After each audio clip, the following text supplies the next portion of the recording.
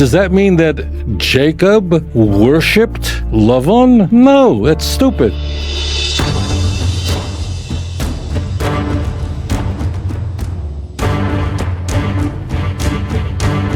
In Daniel 7:14, it says, He gave him dominion and glory and a kingdom, and all peoples, nations, and tongues shall serve him.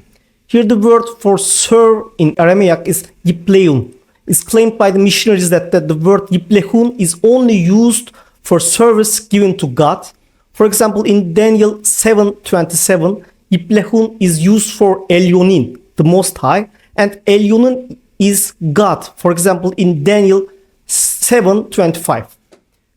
Yeah. Is this claim true or false, Rabbi? It's a lie, but it's a cute one. I have to tip my hat to the Christians. It's a complete lie. And this is why people ask me, why don't you get angry at Christians? Why are you so calm when you talk to Christians? Why are you so nice to them? People say to me routinely, I could never be so nice to Christians as you are. What, are you such a nice person? Maybe, I hope I am a nice guy.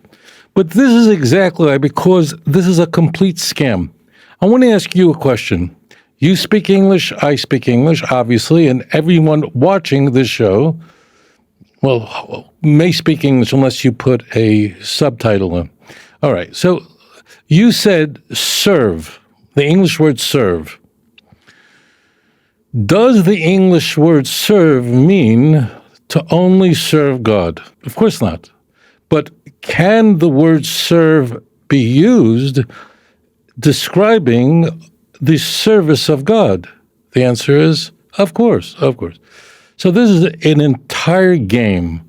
The word yiflechun, which is Aramaic, means to serve. That's all it means. It means to serve God, or it can mean to be a waiter in a restaurant. In fact, the same word in a Jewish marriage contract, a ketubah, my sons-in-law both signed on to the marriage contract promising that they would serve, same Aramaic word, because the ketubah is written in Aramaic, they would serve my daughters. And they're terrific fellows. But that doesn't mean that they worship my daughters. I don't want them to worship my daughters. That would be idolatry. Now, but how come this Aramaic word only appears in Tanah in serving God? Now, that's not technically entirely correct, but for the sake of argument, I just want to concede it all. I want to concede it. So just for those viewers who are not familiar with this point, the Hebrew Bible is very large. The Jewish scriptures is nearly 24,000 verses, a little less than that. It's nearly 4 times the size of the Christian Bible, the Havdalah. It's very large, okay? In the Hebrew Bible is almost written in all Hebrew. However, there is a little Aramaic, very rarely, but it's there. It's in quite a number of books. Aramaic, so no one misunderstands this. Aramaic is a sister language of Hebrew. They're very close, very, very close. It's closer than, let's say, Portuguese is to Spanish. Now, I'm going to just guess that you don't speak either language, and I'm going to guess you don't speak Italian either. I'm just guessing. I don't know. It doesn't matter if it's true or not. But we both know that although we're not Spanish speakers, Portuguese speakers, or Italian, we know that these languages have a very strong relationship. We know that, right? Okay. So Aramaic and Hebrew are very, very close, okay? Be careful with this. So there's just a very small sample size of Aramaic in the Hebrew Bible. We have 2 big chunks of Aramaic in the Hebrew Bible. It's true, in the book of Daniel, we have a significant chunk of Aramaic from chapter 2, verse 4 of Daniel, all the way to the end of chapter 7, this chapter. And then chapter 8, Daniel resumes back in Hebrew. Why is not germane, but that's just the way it is. And then we have another chunk in the book of Ezra. There are a few places in other books, but so there's very, very little at all. Now, I need to explain this point, and this is one of those points where I just don't know why people struggle with this, so I want to explain this to you. So the Christian argues that this Aramaic word, it's not a Hebrew word, it's an Aramaic word, whenever appears in Tanakh, how much Aramaic is there in Tanakh? Very little. It's not even 1% of Tanakh. It's very small.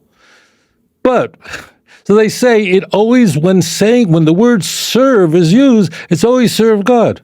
Now, by now, you should have figured this all out. What did I do to demonstrate this? I went online, and please, I encourage you to do this yourself, and look up a Presbyterian hymn book. That's what I did.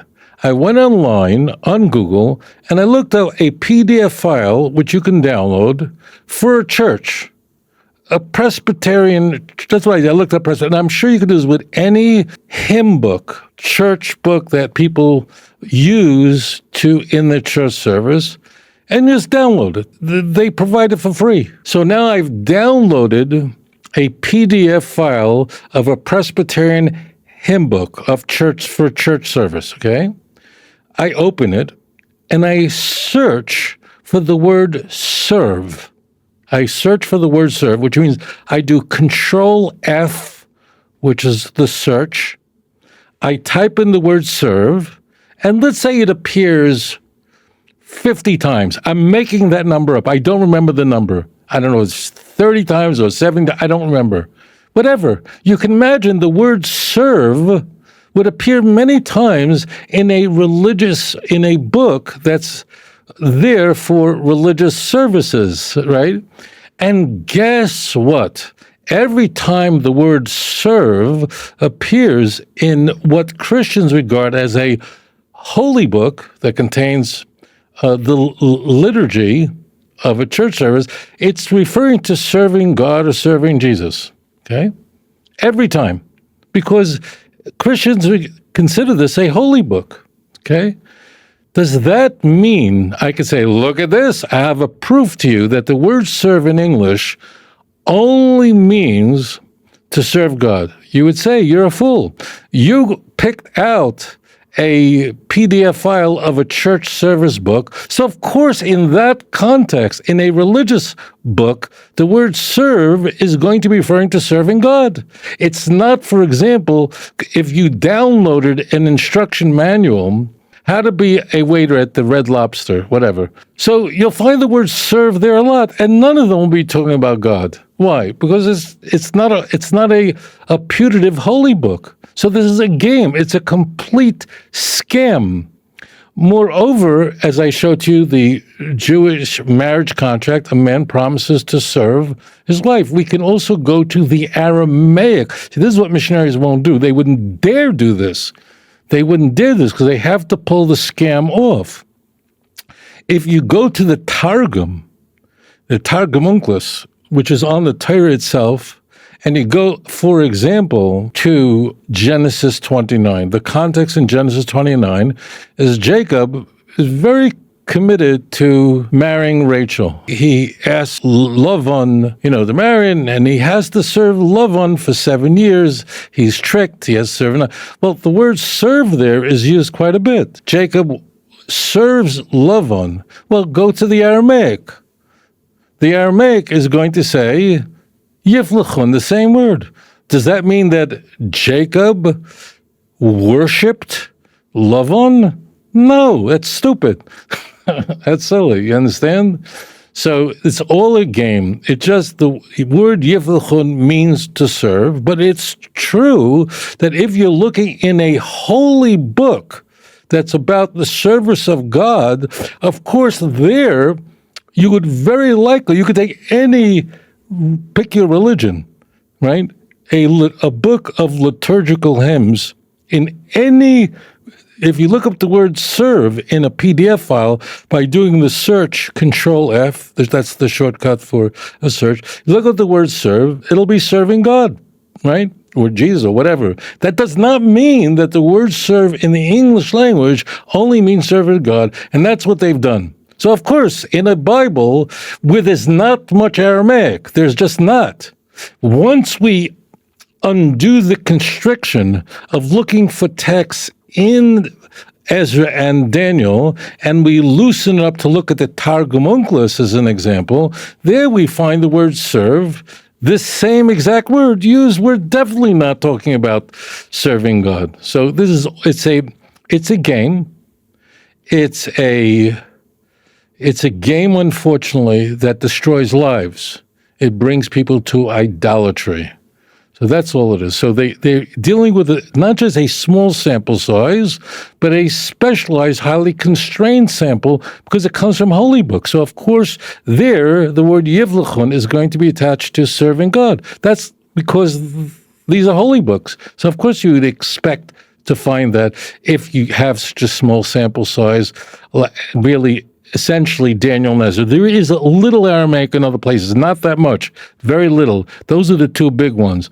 That's all. It's just a game. It's like, I'm sure you've watched, I don't know, on YouTube, maybe you've gone to a magic show, right? And you see a guy, he cuts a lady in half. You wonder how he does it. I don't know. That's all this is, just figuring out, and the way, how the magicians do tricks. The laws of physics are not being suspended for your entertainment, but rather it's magicians use distraction. They get you to look here, and they're doing their stuff here. And that's what this is. This is just a magic show. Unfortunately, it's not entertaining. It's spiritually destructive. If you enjoyed this program, please like and subscribe. אדון עולם אשר מלך בטרם כל יציר נברא ואת נעשה בחפצו כל